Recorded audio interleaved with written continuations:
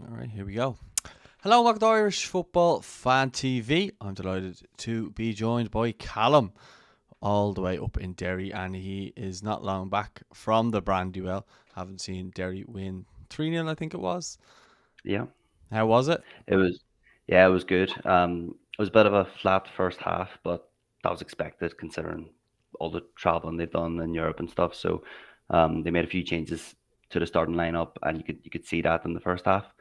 Second half was a bit different. As soon as they brought on Patchin and McMahon and Fats, the passages of play were fantastic. Some of the best I've seen this season actually, and it was 3-0. It could have been more. No disrespect to Drogheda, they actually played okay for the majority of the game, but I think Derry just had that cutting edge. I see. Yeah, it's a result I probably expected, to be honest with you. Although, in saying that, Derry, considering with Europe and everything like that, I did think that they might struggle. But kind of when you hear the scoreline, you kind of went, "Oh, fair enough." But yeah, we're here to talk about the Irish abroad. We will have a separate League of Ireland show to be talking a bit more in depth on that. And you did an interview with Jamie McGonigal, which you can check out on our socials. But we are here. The Premier League is back, and I suppose the other football in the lower end of the Championship and League One and League Two and so on was on this week. I think we'll just start off with Evan Ferguson. I think he's the talking point again. I think he only played 12 minutes for Brighton on the score sheet. Yeah, Hit the post with a brilliant shot as well. Um, just people are running out of things to say about him. Gary Lineker, Alan Shearer, Micah Richards, all saying he's a superstar. I mean, how much can we go on without kind of getting really hyped up about him? Because every time Irish fans get hyped up about a player, it tends to be, oh, you're not allowed to talk about him like this and that. But when you hear people like Alan Shearer and Gary Lineker who've done it at the top level, not so much yeah. Micah Richards, but definitely them two. I mean, their goal scoring records speak for themselves. They've been unbelievable. But are you in any way surprised by Ferguson, and what do you think kind of his ceiling is? This is going to Yeah, be I think his first full season. yeah, I think that if he can get the full season under his belt, he's a goal scorer. He's in the box. He knows how to find the back of the net. As you said, he was only on the pitch for about 12 minutes today, and he hit the post and scored. He's good. He's a good player. I really rate him. As a Manchester United fan, I actually wanted United to go and just sign him. I know it's great for his development being at Brighton, and I know Spurs could potentially make a move for him to replace Hurricane. I think he should stay at Brighton for another 3 years and then get that move up to a bigger Premier League team. But he definitely has the quality. He's really, really good.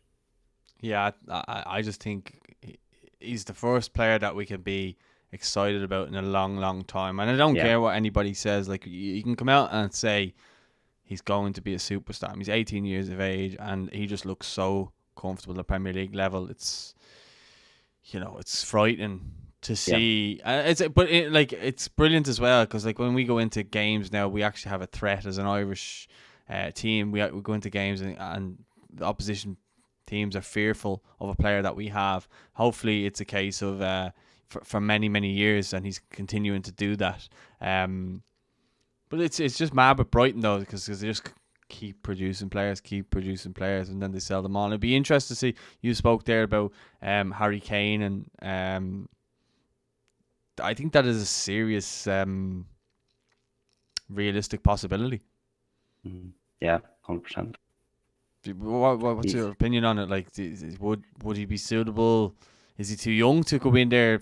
Would the pressure be too much for him to go in and be Harry Kane's replacement?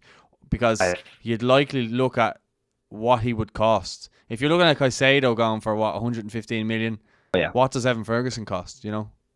yeah. No, Brighton could demand 100 million for him. I think honestly, if Cancedo's going for 115, a striker who honestly has the potential to go on to be one of the best strikers in the Premier League. I honestly think that with the Hurricane money as well, Brighton will know if Spurs do come knocking that they'll have to pay for him. Um, I can't see him leaving Brighton this summer, but I definitely would urge if it's Ange to look at that possibility. There's not many strikers out there that are doing what he's doing. He's got the physicality. He's fast. He can shoot. He knows where the back of the net is, as I've said.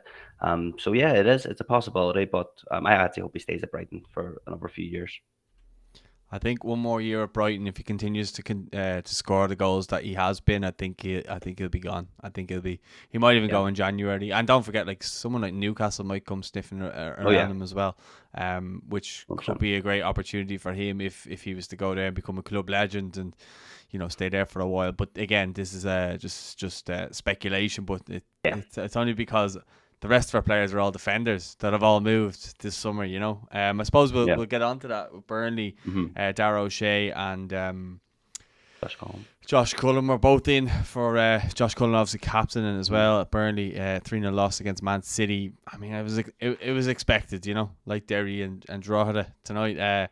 It was expected, obviously more so with Man City, but Man City are just a level above. But it's good to see players like Darragh O'Shea and Josh Cullen back in the Premier League, and and these players, and I'm sure at some stage Darragh O'Shea will captain Burnley as well. Yeah, the Darragh O'Shea and Josh Cullen, I think, are Premier League standard. I watched the game on Friday night.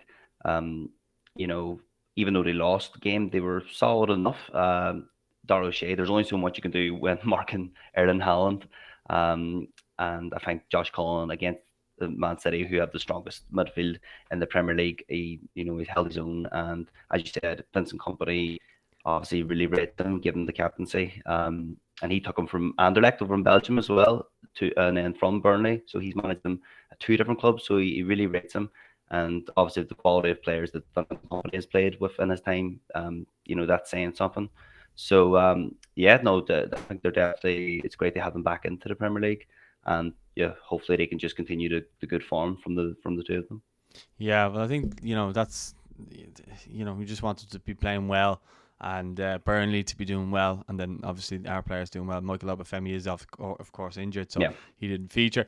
Then just moving down, Chiedozie Ogbeni, he was a sub in a 4-1 loss against Brighton. Unfortunately, I saw him involved in one chance later on, but I think obviously over the course of the season you'll see him get better as time goes on. John Egan obviously starting, 1-0 loss to Crystal Palace. Could have been 2-0. Edouard looked like he probably should have had 2. He definitely got 1, and the ball kind of got around Egan to get to him. It was a great ball in on the right hand side.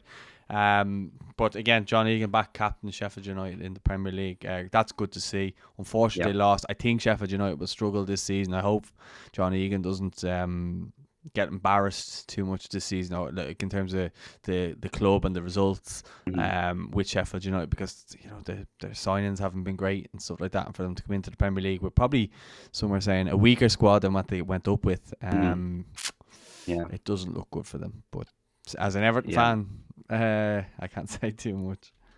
Yeah. No, well, in fairness, I hadn't watched the game in its entirety. John Egan and a part of the rest of the Sheffield United defenders in the first half of the game, they were defending really well. And Palace, they've lost Zaha.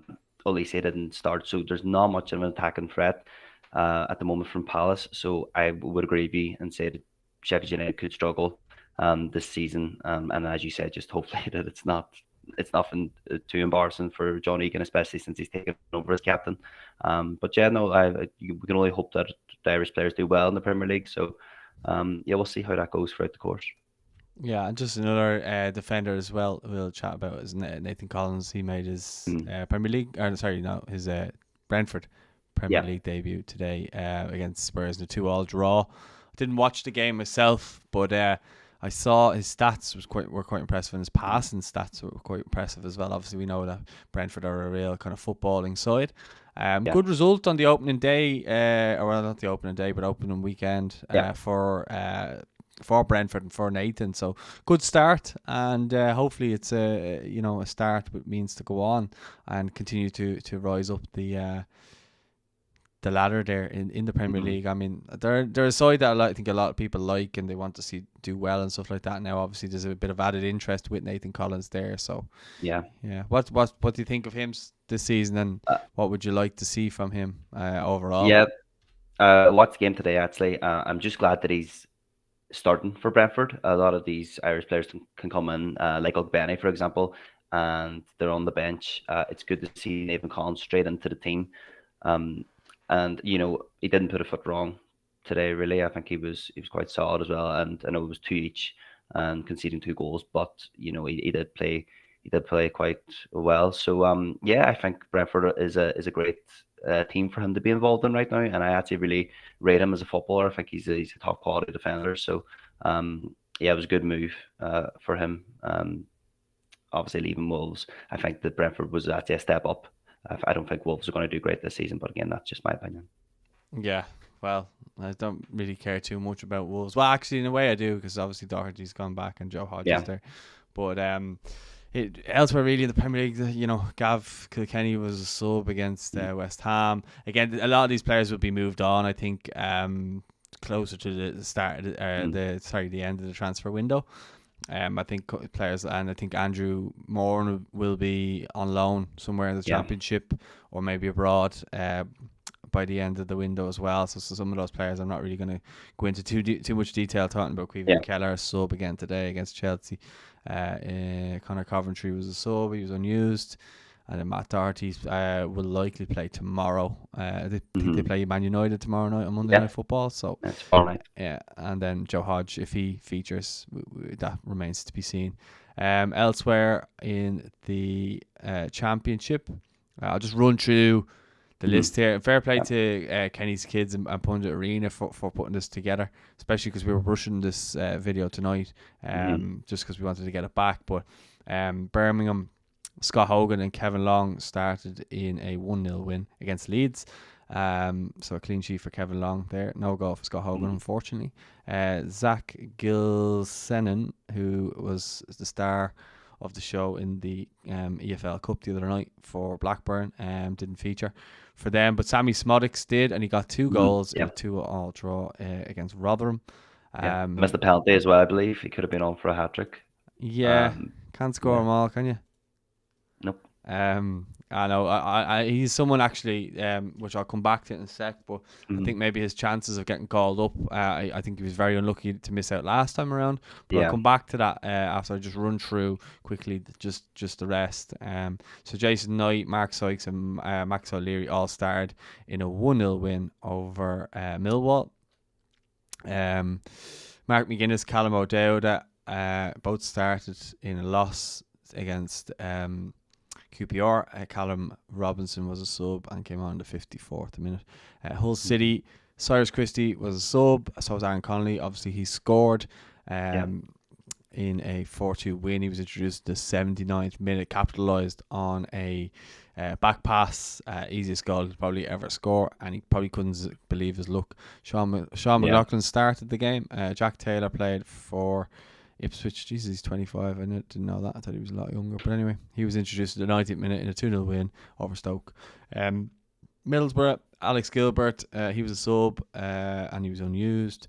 And Darragh Lenihan started in a 3-0 loss against Coventry. Millwall, Danny McNamara and Idemo Amaku played. Danny started the game and Idemo came on the 80th minute, but they still lost the game. Shane Duffy started against Southampton in a 4-4 draw. Omar Bambadeli was a sub in this game. Adam Ida was a sub and he came on the 87th minute. Again, a very late introduction like last week, although he did get the winner last week late on. And Tony Springett was a sub. He was introduced in the 71st minute. Plymouth Argyle, Finn Azaz was a sub, introduced in the 70th minute in a 0-0 draw. Same as Tyreek Wilson was a sub, but he was unused. Preston,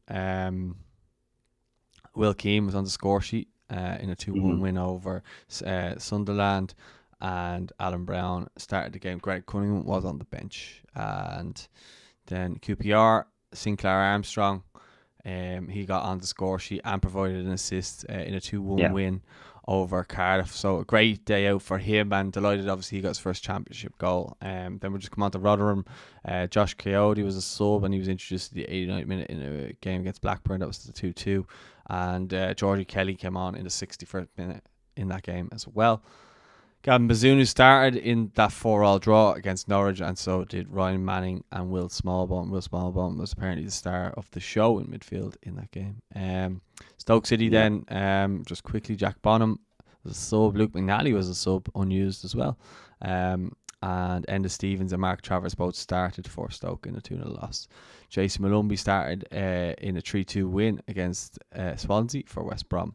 So just kind of want to go back up and just talk about a couple of people. So Sam Szmodics, obviously I mentioned earlier on, and what he is probably going to bring to the Irish team in terms of, well, 1 goals from that attacking midfield role, because I think the only other player who does that is Alan Brown, but he still can't seem to nail down a regular spot. Now, in saying that, Jason Knight could change that this season, you just don't know, but I do think Sam Szmodics would give us something different, another option to look at, and he's just been in really good form since the back end of last season. Now he looks like he's carried that on. I know he missed the penalty, but he's still got 2 goals.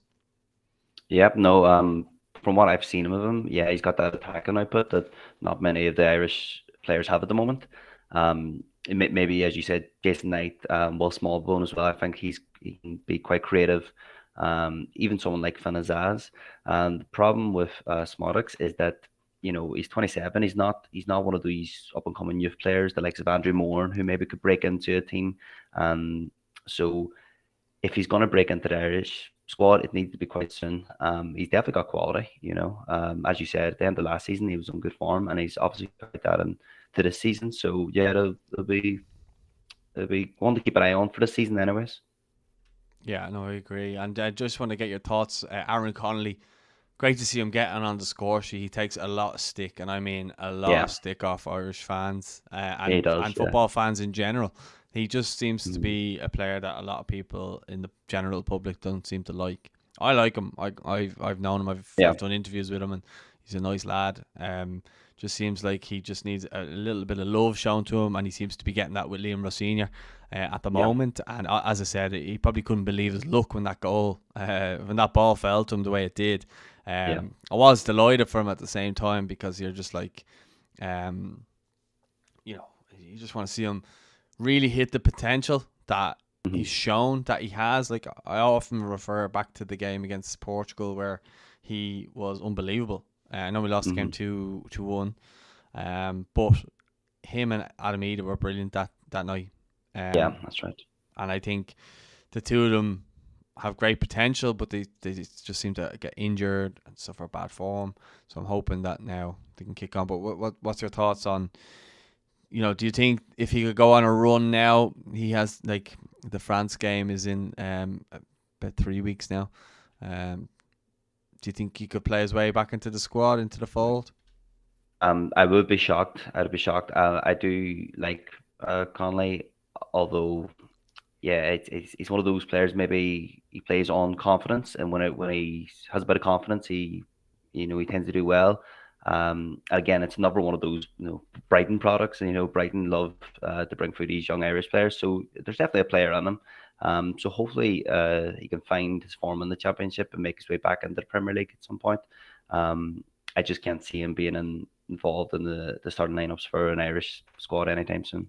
I just think, again, though, you think of someone like McLean, you take him out of there, you want someone coming in there with a bit of pace. Aaron Connolly off that left-hand side, I know he likes to play through the middle, but, again, you've got Obafemi out, would Ferguson and Connolly be a good duo up top? You just don't know, they know each other through their Brighton days, so it could be interesting to see if Aaron can obviously keep up his form, but he couldn't have started, I suppose, this weekend any better by getting that goal. So it's good to see him back amongst the goals, and you never know, like because he scored the goal, he might get a start next week, he might get a couple more, because there was a game he scored, I think it might have been 2 goals for Hull last season, and they were really well taken goals, and he just looked to he looked to be kind of full of confidence again and stuff. Then he got injured, so I'm just hoping that if he can find his form, have a really decent season in the Championship, and then who knows where we are at the end of the season, we could be talking about him maybe being up there for top scorer in the Championship or something like that. That would be great. That would be the ideal scenario, but it's going to be a long season, and that remains, I suppose, to be seen. Will Keane, though, he seems to be banging them in. Obviously, was brilliant last season for Wigan, and Yeah, yeah, he just seems to love I think. scoring goals. Yeah, no, I think that's a good move from him. And Preston, obviously, Wigan still in League One. Preston are doing well in the Championship. He scored last week. He scored yesterday. So, uh, yeah, he's good. He's a good player. He's a good striker. Again, though, it's one of those ones where I don't think he's going to be in the fold in the Irish setup. However, he's a good striker. Nonetheless, he knows where the back of the net is. Um, but yeah, no, I didn't catch the goal, but yeah, I heard he's playing quite well at the moment for Preston, which is good to see. Yeah, but I think he's one of those who, bit like James Collins, who is Mm, kind of just yeah, on the fringes, a bit, but maybe like Scott Hogan actually. Very yeah, similar to Scott Hogan in that he'll probably get picked, but he probably won't be the main man. Evan Ferguson's going to be the main man now. It yeah, looks of like for course. for a long time. But yeah, just Sinclair Armstrong obviously getting his first goal and an assist. Not that long ago, he was getting racially abused at the under Hmm. 21s game, That's right. and showed a real, I suppose, maturity not to react and not to kind of get himself in trouble, and let his football do the talking. Good to see him getting kind of a good bit of form going. The fans at QPR seem to love him. He seems like a Hmm. really funny guy. He comes across very funny in the way he does his interviews. Yeah. He's a real dub. I just find him quite funny, and he just, yeah, as I said, he just seems like a good lad, and it's good to see him kicking on now. And hopefully, this is the first of many goals for him. But what do you think with him now this season? What would you see, or what would you say would be a good season for him?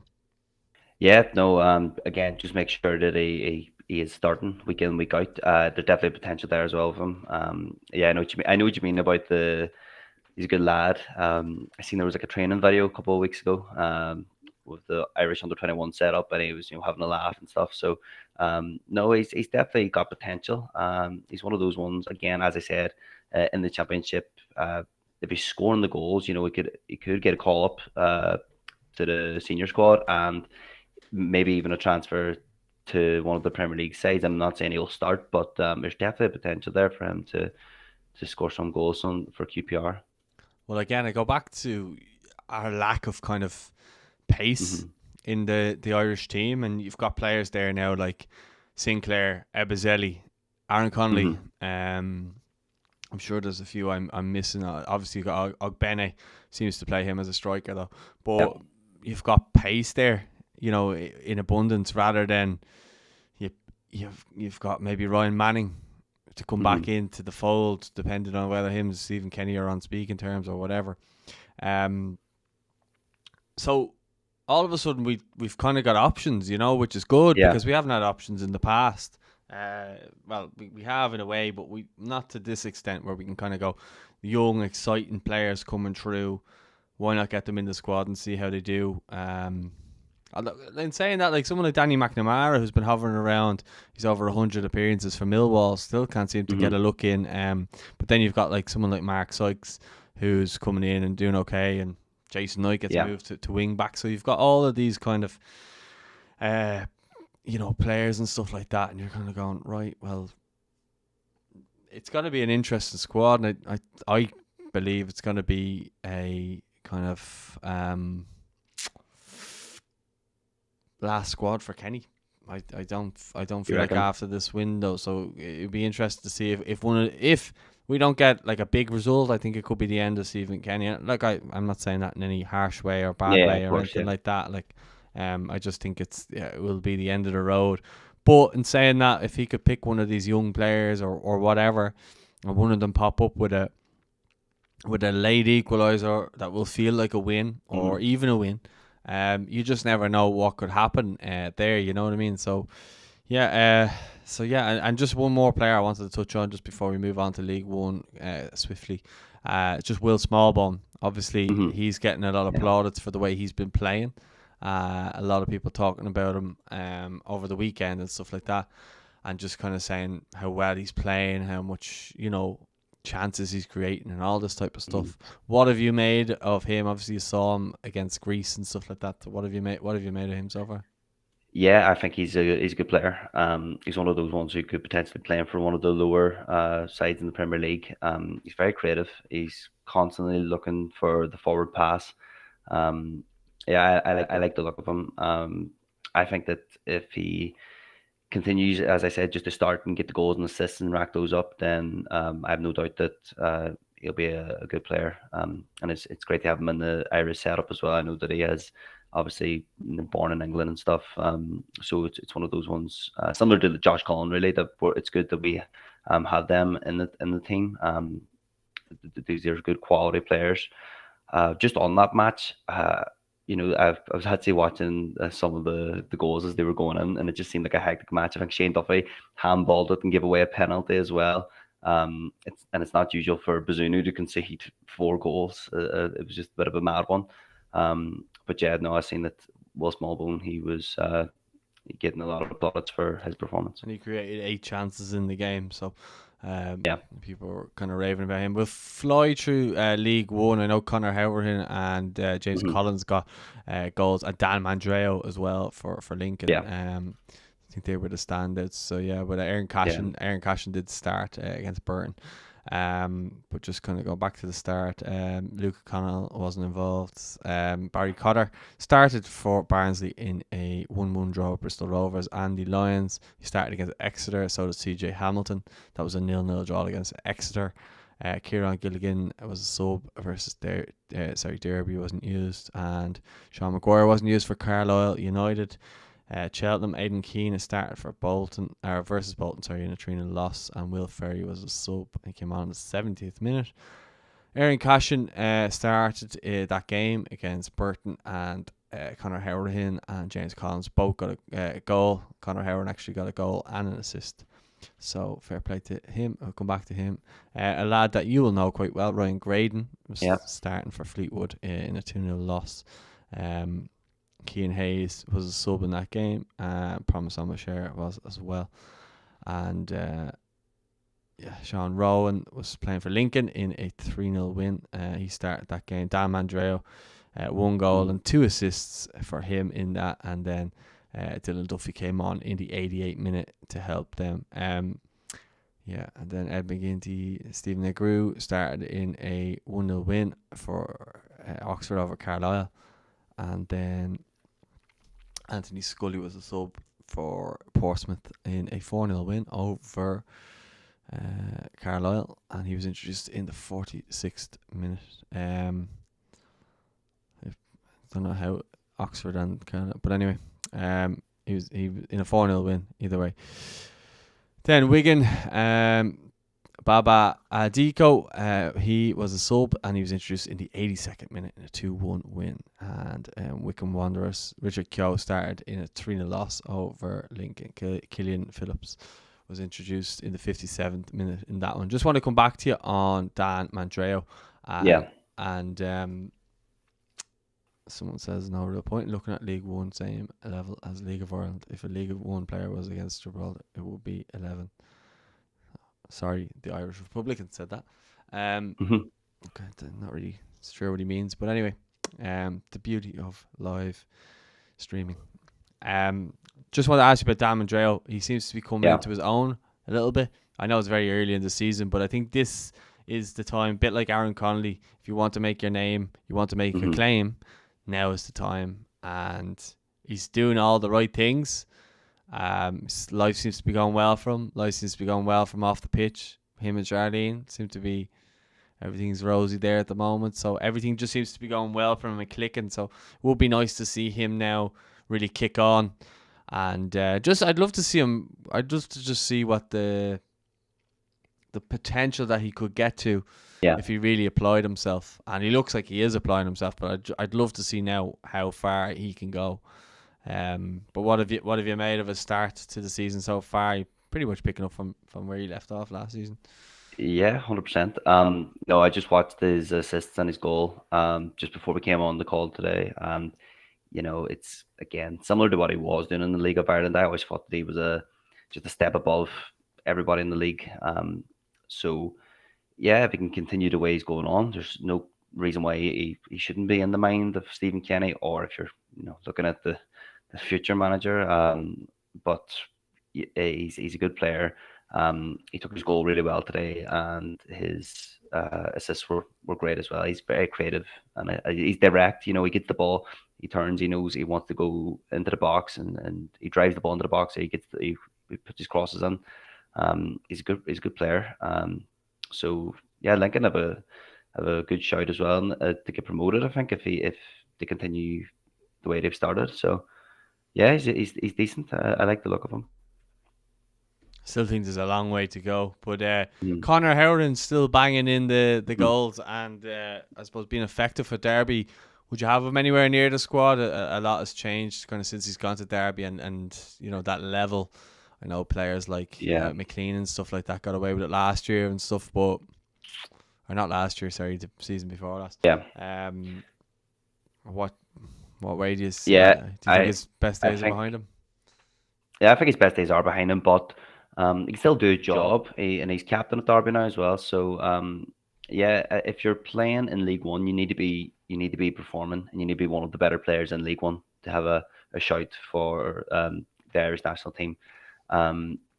Will he be involved as much as he used to? I don't think so, but he's still a good player, and I'm glad I got his goal. But yeah, can't really see him starting for Ireland. Yeah, no, I get you. I think other players have grown in that time, like Smallbone and Cullen and Malumbi. Knight, yeah. So I thought Knight was actually lucky to be getting in last season, considering the level he was playing at. I don't know if there's any point really kind of touching through League Two other than James McLean playing for Wrexham in a 1-1 draw against Wimbledon. Luke McNicholas wasn't involved, but otherwise there wasn't. Dave McGoldrick started for Notts County in a 3-2 win over Grimsby. The lads off MK Dons. Darragh Burns not involved, Conor Grant not involved, Dawson Devoy unused, and then Warren O'Hara, he started.